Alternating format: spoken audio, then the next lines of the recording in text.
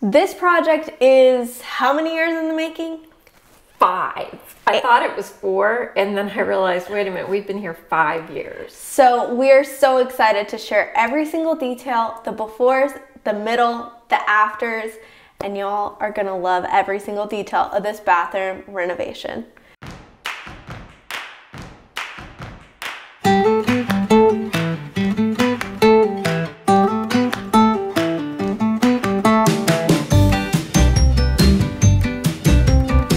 Shelby and Michelle with Farmhouse Living, and welcome back to our channel. All right, let's dive right in. Let's talk about the befores. A lot of people have seen the befores a lot, so we're gonna fly right through it. Yeah. But Mom's over the befores. I'm over it. It was dated. It felt 80s. We recently learned the house was built in the 90s, but it had crazy ceiling trim treatment. I don't even know what you call it. Dated vanity, a giant jacuzzi tub, a shower full of mold. Like 6 people in there one time just to see if we could, and the dogs, I think. Yeah. So it was pretty bad. A lot of builder grade. But then again, like Shelby said, there was just some really unique angles to the room. And instead of just really fighting with those, we leaned into them to create something I think is really fun. Yeah, I think it's gonna break the internet. It's so good. And I mean, I can say that because I didn't design it. Mom did. So she came up with a bunch of inspiration, gave me exactly what she wanted, and I put the renderings together based on her preferences. She made some slight tweaks and then even tweaked it a little more as she was going, softened it a little bit. Softened it and also made it more loud at the same time. Yeah, so the black was muted a little bit more than the renderings, but then the veins and the movement in the porcelain on the tub, man, loud. Which I will just go ahead and tell you guys publicly, I said I wasn't a fan of it until it was all together and I was like, dang, it looks good. Yeah. So it really does. I mean, I'm glad that I was risky because I could have been talked out of this. If you would have really pressured me, I think I could have been talked out of it. You could have said, Mom, that's crazy, don't do it. And I might have backed off because there was another slab that was very similar, just way more subtle. Yeah. Well, I don't think I could have talked you out of it. I haven't been able to talk you out of anything so far when it's come to this side. So I don't know why this one would have been different. But we started there, so let's go. This is actually, I planned on ending the video with the bathtub, but we talked about, this was the only thing that we didn't talk about last video. And it was a big deal. This porcelain surround tub. We've been seeing, it's a huge trend, which we talked about in our 2023 trends video, is stones with lots of movement. So we're seeing marbles with lots of heavy veining, lots of contrast, and porcelain is really making a debut because there's more control on how much veins and how much movement that it can have. So when you're seeing these really loud, crazy, looking backsplashes and shower surrounds, it's normally porcelain. Yeah, it's a man-made piece of stone, and it comes from all over the world. This particular piece comes from Italy, but you find it coming from Asia and just all over Europe. But anyway, what I was going to say was, while everybody is doing the freestanding tub, for me, I'm just going to tell you, some people it doesn't bother, but I had a freestanding tub in my last home, and the remodel that I did there was really fun too. But I didn't love the tub because even though I fit in it fine, the water got cold really quickly. So I found out there are a couple insulated freestanding tubs out there if you want to research that. And if you don't take super long hot baths, it might not bother you. But that bothered me. And so I said, I'm going to go back to the traditional drop-in tub and then just make something fun. My favorite bathroom on the internet, and has been for a long time, is an Amber Interiors. It's just a freestanding drop-in tub. And she surrounded it with porcelain, and it just, everything about that bathroom is a dream. Yeah. And so, of course, while I couldn't do a lot of the things that she was able to do with wood on the ceiling and different things like that, I took the tub inspiration and just kind of went with it. Yeah. Yeah. And so let's talk about mitering the edges. So we had a lot of trouble finding someone that could take that piece of the project because it is since it's a new material, people were nervous they were going to break it. So we'd call people, hey, could you do this? No, that's not a thing. Yeah, one of my subs actually wanted me to buy an extra slab, $1,500 for a slab of this porcelain. Just in case. I said, no, that's okay. But one of my tile guys who I've used for a really long time, he's very proficient in stonework, and he said he would do it. Now, I will say that the corners are not perfectly mitered at a 45. They are perfectly mitered at a 45, but not they don't meet together perfectly.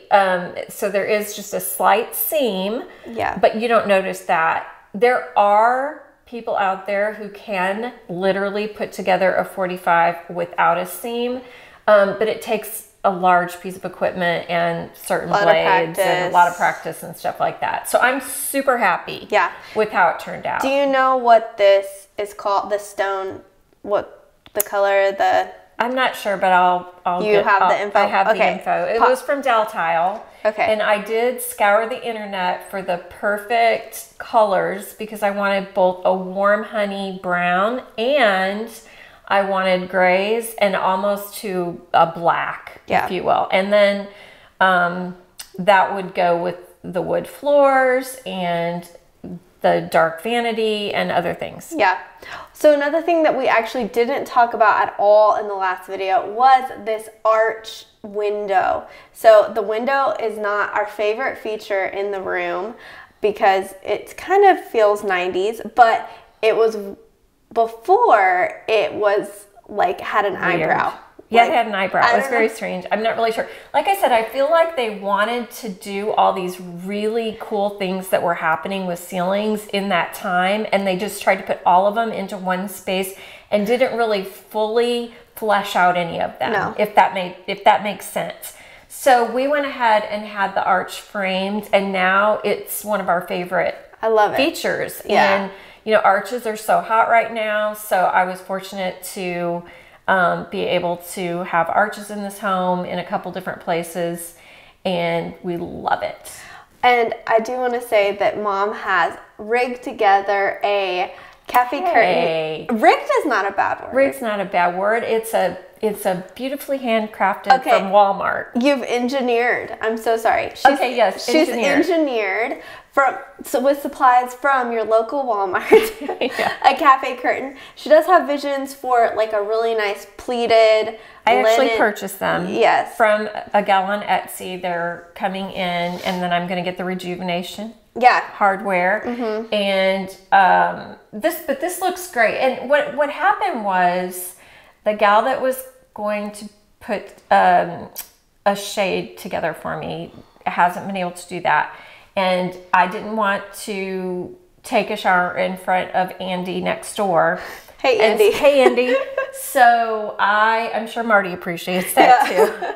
But anyway, I just went to Walmart and got a linen curtain, and it was actually frayed already on either side. So it looked like it was meant to be when I actually just cut the bottom of it. Yeah. I stuck it up with a little tension rod, and then I realized I wanted a cafe curtain. Yeah. So I ordered one on Etsy. Well, it was funny because I had just ordered a cafe rod for my kitchen when she was doing this, and we weren't like... No, we weren't in communication. But cafe curtains are really making a comeback, if you don't know. And I just think it's so sweet. I love it. I love that it's kind of a traditional look, but then you've got the arch is more trendy and modern, and the trendy stone, and so it's like a good mix. Your art is from Ballard, which is really pretty. It makes a statement, and then you have some vintage collected finds on your little ledge that kind of we were racking. So remember back in the day when everything, the kitchens, the bathrooms had a ledge over this water closet, a ledge over the linen closet, which we made into a linen cabinet, by the way, but kitchen cabinet, everything. It was just absolutely terrible because all these faux plants up there would just get covered in grease and dust and grime, and no one ever cleaned them. I mean, let's be real. We didn't get our ladders out and go up there and clean them. And did you guys always, but like everyone has air purifiers these days. I don't think we did that in the 90s. No. And so anyway, I decided to just do a couple wooden vases and a French fruit basket. Yeah. It's old. We thrifted and then we went to like a local, the rustic warehouses where we got the vases, and then the fruit basket was from a thrift store. So maybe if it gets a little dust, it'll look like it was just, you know, always meant to be. Aged, a little aged. And then we have the shower, which has herringbone, like a charcoal tile. Like we said, we were gonna go black, she softened it. And that's really cool because one of you guys commented about how it's like you see the herringbone tile and then that just goes straight into like a callback to the herringbone hardwood floors. Yes, didn't mean to do that because we weren't going to do the wood floors until my wonderful husband gave me the idea. Let's just say that. Yeah. So hardwoods are never a bad idea, but I do know that we've already got comments. Are these sealed? What about the water damage? Are you guys crazy? Yes, we're crazy, but I do have friends, Michelle Howell of Vintage Home. She has hardwoods in her bathroom. Her and Ronnie, like Ron and Michelle, are adults. And so she said, no, we just dry off in the shower and we get off onto a little rug and it's fine. So I would say not in the kids' bathroom. Yeah. While Quinn does believe that this is her tub. Yeah, my daughter, because she doesn't, I guess because we mostly take showers and the kids mostly take baths, she came in and she goes, honey, this is a beautiful kids' tub. What a beautiful kids' tub, she said. And I'm like, yeah, that is a beautiful kids' tub, Quinny. But if Quinn comes in, we've got this wonderful vintage rug that we ordered from Gray and Beige on Etsy. Our favorite Turkish rug. Favorite. Yeah. And I will say that before I had the porcelain installed, I ordered another rug from her that was a little too loud. It had wonderful colors. I was absolutely in love with it. It's the most beautiful rug I'd ever seen. But once the porcelain came in, they really fought with each other. And Quinn needed a rug in her room, and she loves it. Yeah, so we'll have an update on what we're doing in her room soon. Yes. And we stole the rug, which is mostly my design process, if you're wondering. How do you do that? I just steal things from my mom. Well, and I steal things from you. Sometimes. Not as much as I steal from you. This is more just a muted browns, and it has some maybe light blush or something in it. But I love this rug. It was a little bit bigger than the last rug, and I was afraid it was going to be overpowering, but it's not. No, it's perfect. It's perfect. Okay, and then we've got the cabinetry. We've talked many times about how Mom's linen cabinet was inspired by a dining room cabinet. It's design loves detail. Turned out great. The cabinet guys came in and totally made over this boring closet. So if you have a boring closet, just make a linen cabinet. Linen cabinet, no big deal. We've done that in your bathroom too. Well, in my bathroom, it was just an ugly cabinet. It was like a gas station changing table. It looked like a gas station changing table. Yeah. So I guess we're fans of linen cabinets. We've done it twice. But then your glorious vanity, and I love the, I guess, medicine cabinet mirrors, which were just that's like Overstock or something. Lowe's, okay. And then you got 3 mirrors that were just trimmed out, so they're frameless. There's nothing like. Yeah, we took a very thin. I asked my carpenter to just do a very thin surround and to frame them out, and we measured it so that they are each over the sink 24 inches, and then whatever we had left over in the middle, that's what we went with, and I love it. So it's not symmetrical like 3 mirrors the same size, but I really like it. Yeah. And then I will talk about these pendant lights. The reason I did hang these pendant lights was because, again, we have this really awkward, weird fur down. I can't even. It's like a mini fur down. Yeah, and it has lights above it. Yeah. And so it was just like, how can I work with this? And so because again, the arches kind of really, land into it. So I couldn't take it out. Yeah. And these were only $99. Were they on Amazon? No. It's a lights.com company. I'll get the exact name. We'll get it, yeah. But I was afraid they were going to look cheap. But honestly, they're made of ceramic. Yeah. So they're not at all, so they're not at all cheap looking. And I actually like that they're corded and not with a chain, because that kind of just disappears and softens everything. Well, and I want to say one of the biggest things is when we did this rendering, some of the inspiration that we had pulled from were from designer resources. I mean, they were choosing, Mom and I like designer things, like the finer things, but we always mix it with a budget-friendly option. And the pendant lights that were from the inspiration photo that I loved were like $700 each. Yeah. Yeah, so these are $99 each, and I actually love them as much. They're the right size, the right scale, and they have the little gold trim on them. Yeah. And the light above us, the chandelier, I believe it came from maybe it's what's this store called? Wayfair? No, it's the one that Okay, here's the reason that we're struggling right now. It was so long ago. I have had these lights for over 4 years, because remember, if you followed us at all, I was going to do this a year after we moved in the house. I told my husband, I'll give you a break from the construction and then we'll do it in a year. And lo and behold, 5 years later, I just got to do it. Well, we've had these lights upstairs, and that's why we're struggling to remember. Yeah, it was. I have it on the edge of my tongue. I'm going to pop it up, but it's just going to, when you can't think of something, it just makes you crazy. Yeah. Anyways, so that's the bathroom. Glorious, amazing. I can't believe it's done. Your entire house is done, which we my goodness, did an updated tour. And so if you want that, I'm going to link that right here. Yeah. Are you looking like it's really there?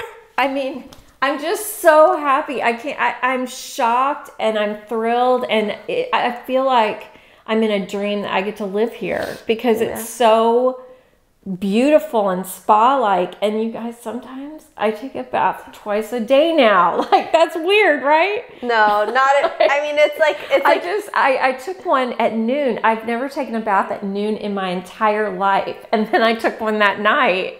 So crazy. Okay, so what you're saying is it's worth the wait. It was worth the wait. And the dust? It was terrible. And the cost? It was. And dealing with the construction workers? You know what? All my construction workers on this job were amazing, except one. And here's my tip. If you have just one, just let it go.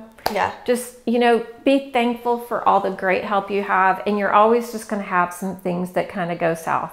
Yeah. And if it's only one, just shake it off. Yeah. Shake it off. Okay. So if you want to see all the rest of Mom's house, we just released an updated tour. We will link it right here. You'll also see the bedroom that also got a facelift during this whole process. Yeah. Close us out, Mom. All right. Like, subscribe, share with your friends, the ones especially who are undergoing a new construction project. They'll want to hear how it went, because it was, worth the wait. Worth the wait. Yeah. Okay. So, see ya. Bye.